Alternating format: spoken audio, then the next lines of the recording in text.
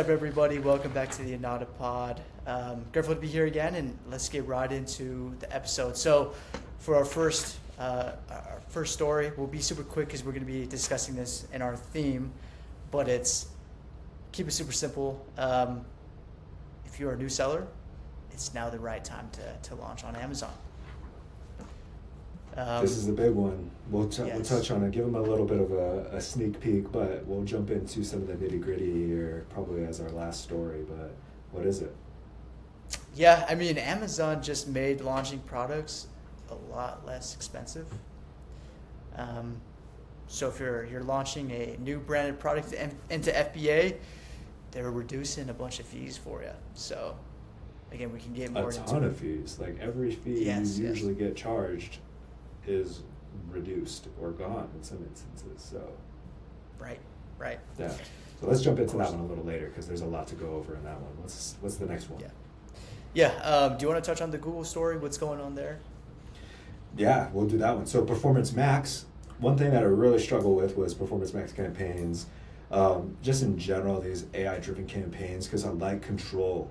Finally, Google is giving us a little bit more control on our Max campaigns. So our particular Max campaigns right now, you just kind of set it. Don't forget it because you don't know what's going to happen. You got to kind of trust it a lot.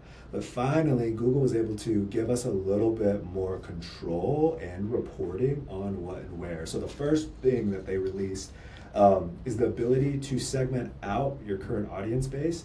So your current audience base is people who are already on your list, your current customers, and then you can basically prevent them from running ads to that audience list. So it's now only targeting new to brand. So you can create that segmentation, remove your audience, and focus on new to brand. That's the first one.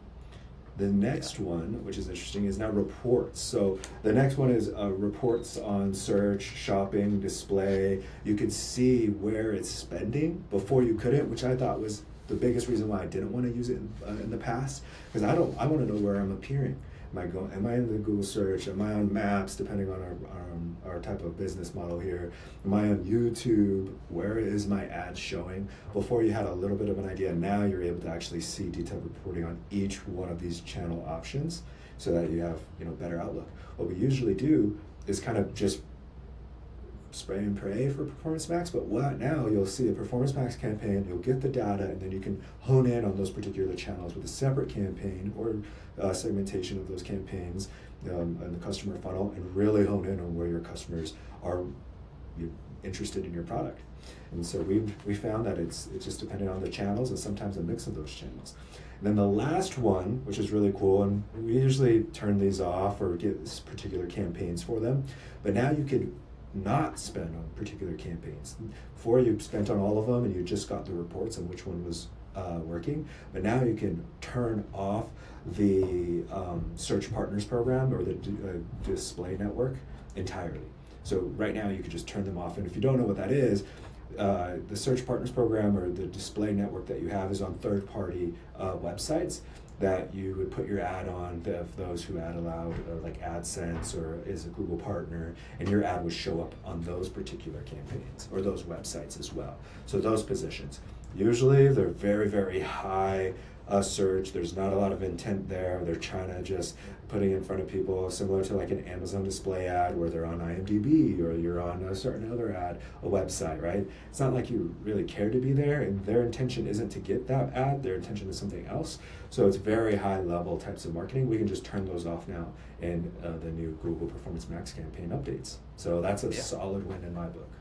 Yeah, no, I agree. I think the one thing that I really liked as I was reading about it is that this update, it feels like advertisers finally have some visibility into where Google is, and you just said this, actually spending our money, because it seems like for years it's been this like black box, and now we're finally getting some control back. So and we have the Google Max lovers out there who just, I think it's the best. Yeah.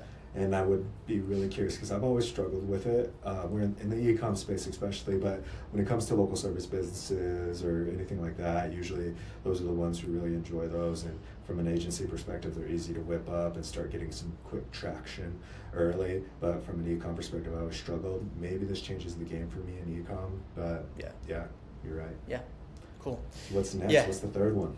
Yeah, last story. New D2C benchmark data came in and it shows that the average brand is still putting over 60% of their advertising budget into Meta. And I wanted to ask you really quickly, David, do you think because of this data, like, do you think brands are still too dependent on just one platform? I think back in, 2015, I can't remember when Apple made that change where you couldn't target very well. So when we saw the biggest shift. So to hear that we're still falling back on Meta to be able to, or to spend on, Meta's done a really good job of keeping their current customer base on the platform when it comes to advertising. Even with like a TikTok. Now, in our advertising off-channel strategies, usually we would like to own a channel and own that channel, do it well, and then move on to the next channel, just so that your ad spend isn't too diversified. But after reading through this a little bit more, it's interesting because it's kind of saying being locked in on one particular channel, Meta, when CPMs are going to double, if not triple, come Q4 because of how expensive it's going to get, that might bite you a little bit, and you wish you might have diversified a little bit more, and you wish you kind of prepared yourself to be diversified onto TikTok, onto even search on Google now, onto Amazon a little bit more. So there's a little bit of like a catch-22 there for sure. Mm-hmm. So for everybody, not being able to measure their blended CAC because they just want to stay on one Facebook channel, or they're not pulling in all of these individual channels to provide that blended CAC is a problem. And so something that we're working on right now is integrating within the Anata intelligence platform, which is pulling in where is our campaigns coming from, Google search, Meta ads, Instagram ads, TikTok ads, and then also Amazon ads to find what your blended CAC is. What's CAC stand for? I wasn't even thinking. Gosh, you put me on the spot, dude. Come on. I know, sorry. Customer acquisition cost, yes. Right? So it's your acquisition cost, and so if it's going to cost you $10 to acquire a customer on a $20 product, that's 50% going straight to that particular customer. Now, what you're probably banking on is that now you take that $10 of probably not profit. You're going to probably be in the negative. But you take their email, you take that customer journey, and now you spend $2 next time for them to buy, right? Just to keep them into their funnel. Well, then they buy again. So now this has to be involved in a long-term plan to get this full customer life cycle in, so that now you're spending less money over time to get them to buy the next thing, right? And so when you have to be very strategic on if you're willing to go in the negative on that first order, which 61% going to Meta right now. Most of these new startup brands are going to the negative for their first order. We have to be able to put together a LTV funnel, lifetime value funnel for all of your products and customers. But if we're just spending to acquire new to brand customers, because that's the hot thing right now, is to increase your awareness, but not double downing on being able to retarget them, we got a big problem. Right? That's a massive problem. So this is a really interesting thing. Most people just want to manage one platform because it's already to manage Amazon, D2C, your ads platform. But we're coming into a time that you have to be diversified. You have to be, a jack of all trades. So on all advertising platforms. Yeah. Well, I think the big takeaway after listening to you is don't leave Meta. Just it seems like don't depend on it. Because it's just everybody's competing in the exact same auction, and it's like if everybody's fishing in the same pond, eventually the fish get expensive. So right, exactly. Yes. Yeah. Cool. Well, honestly, I think that's great. I think let's go into our story one more in depth. So like David, Amazon isn't exactly known for giving away money. Why do you think they're expanding the new selection program? Because it's launching today, or launched today. And so like, what does Amazon actually get out of making launches cheaper, if anything? You know how many we're on calls all the time with brands, and in the last couple of years, brands have become really proud to be like, I don't sell on Amazon. And it's kind of, for me as a owner of an Amazon agency, I'm thinking, man, that's like kind of insane to say. I've seen most of our brands, 50% of their D2C revenue is Amazon. And so for some of these brands to be almost proud to say, I'm not going to sell on Amazon. Nah, that's not in our business plan, right? I'm kind of taken aback a little bit. And I think Amazon is well aware of this trend that's happening for a lot of people. I've got tenants in the building, some e-com tenants that I agree with. They're like, nah, it's not in our business model to be on Amazon. Why? Right? And if they are, it's very strategic, as it should be. And so Amazon is really trying to get some of these other brands onto the platform somehow. How do they get it to be a low barrier of entry? Well, let's remove all the fees. Let's go from 15% to 10%, if not 5% referral fees. That's insane, right? For the first $25,000 that you make on the platform at a launch, like if you launch your product and you're making, $5,000 here, $5,000 there, then this is probably the perfect time. Now, the timing being is that you have to get this done, what is it, October 31st, right? Yeah. Halloween time, right in time for Q4. So they want you there to commit yourself. Maybe it's because they know you'll get a little taste of the revenue and how big of an opportunity is, because everybody is going to be growing, to just jump in. What is it, no storage fees? That's insane. So how can we go in and really evaluate this information so that our customers can take advantage of it, right? Or new to brand customers can take advantage of it. People who are not on the platform take advantage of it. So if you're a brand out there that's thinking, I don't want to be on the platform, well, let's think this through, right? There's plenty of brands out there that don't sell their full catalog. We just met with Just Ingredients, and Just Ingredients only has a very particular subset of items on their Amazon catalog.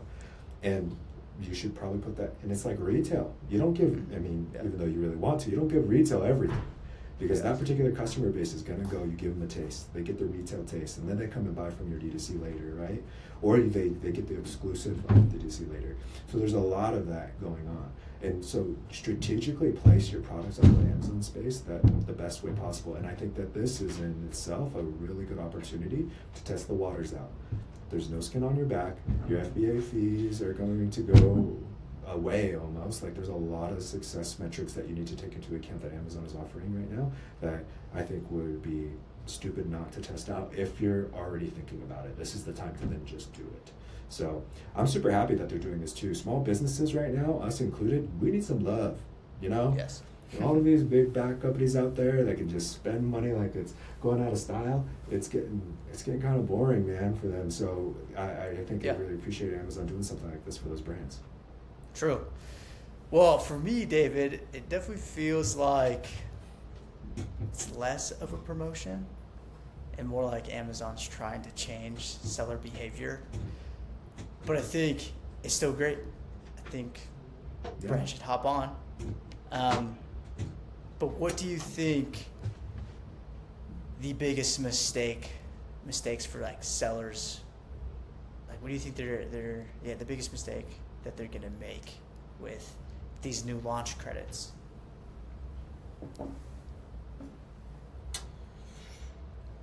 I think it's going to be underutilizing them a little bit or overutilizing them. There's going to be a fine balance. I can see it going two ways. Over shipping, overcommitting themselves.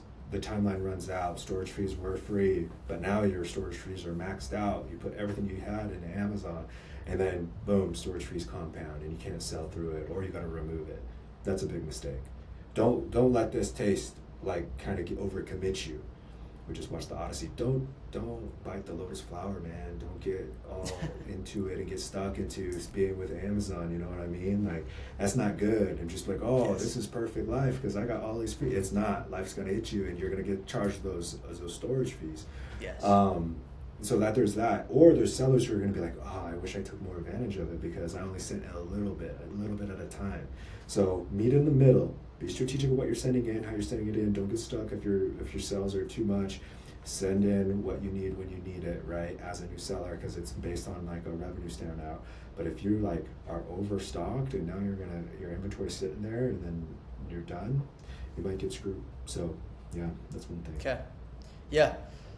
I think this ties into kind of our next discussion as well. Like, someone listening right now, they're like, hey, I'm gonna launch next month, a product next month. And so, David, if you were launching a brand new ASIN tomorrow, how would you, how would this like program actually change your launch strategy compared to like a year ago? I would have less skepticism on it. I don't know if my strategy would change very much when we come into it. Maybe a little bit on the operations side of how much we're sending into Amazon, because those are going to be some bigger fees. And then maybe I take those percentage points that I'm going to be saving, because I might be able to save 10 points off the top because of my referral fees going down. It probably would help me push more towards marketing. Can I increase my marketing acquisition cost by 10 points then?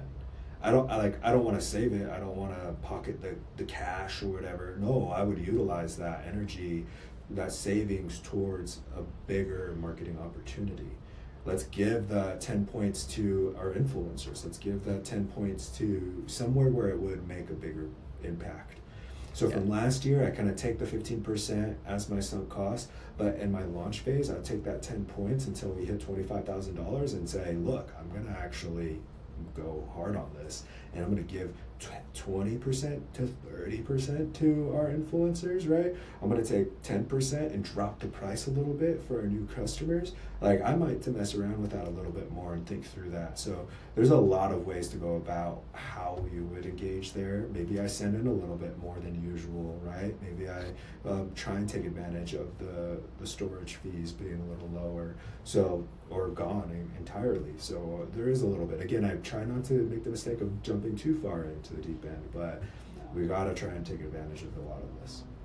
Yes, I was just gonna say that too. Like, with Amazon basically reducing some of those launch costs, like, I'd be a little bit more aggressive, definitely with advertising for sure. Right. Okay, one more thing to think about, and maybe we can end on this unless there's anything else you want to discuss. But there are probably products that brands have looked at 6 months ago and decided just they were not profitable to launch at that time. With these new incentives, do you think that kind of changes the math enough to consider launching? Yeah, not very much, but it does depending on the product. So if you're trying to launch a product, it's just going to be cash intensive to get it off the ground, to hit that first 25K of that brand new product. And this is just for new accounts, I'm pretty sure, that qualify. So you could be a current account and then just and still qualify, or you just need to be a brand new account. So if you've already been selling something else, then I think you're out of luck there. But for those who are like, I want to start this product, I want to go all in on it, right? Then maybe it is time. So what I would say then is, how can we take advantage of that a little bit more? I would be careful. It's hard to say. I want to be careful how I answer that one, just because there's a lot of different ways to cut this up, and we want it to be the safest way. But if anybody has any questions out there, DM us and reach out to us, because we would love to review it with you, and to just see if it's worth it. I mean, that's all I could say. It kind of needs a little bit of a consulting call, because everything is a little bit different. All I would say is this is the time to be looking into that, right? If last year you tried to launch it, you didn't want to because the numbers didn't pan out, maybe this year the numbers will pan out. Yeah, absolutely. Well, awesome. For me, just the biggest takeaway isn't just about saving a few dollars. It's really that Amazon has kind of changed the economics of launching products. So I think for brands that understand this are definitely going to have just a huge edge over how people launched their products in the past. So, yeah, David, thanks as always. You're great. Love learning from you. No, cool. Of course. And then we'll just close out with a word from our sponsor. Okay. Anata Intelligence. A couple things I did want to kind of make an announcement on as we've rolled out a brand new website. This website is inclusive of all of our free tool sets for users to get a quick plan overlook. You need shipping rates, a rate sheet. You want to know what it's going to cost. You want to compare a little bit. Stop by the new site. The biggest thing that I could say for any seller in any size is every ASIN needs a plan. And so what we've launched today, straight on our home screen, is a search bar. Plug in your ASIN, your Amazon URL, even your storefront on Shopify, whatever it is, and test it out. Give us feedback.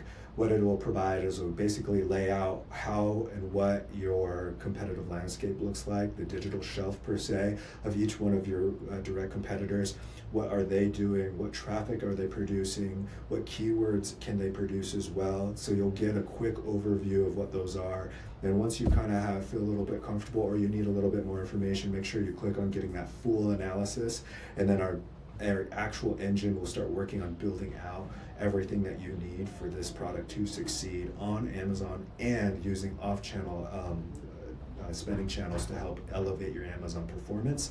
What SEO needs to be done, what image optimization need to be done, so sessions conversions, your value equals revenue. So go ahead and plug in your ASIN and make sure that you provide that feedback back to us. Schedule a call, free of charge of course, so that we can jump into it with you and really get a plan together to get this going. But that's about it, everybody. I appreciate it. Thank you, Gabe, as always, and we will catch you on the next one.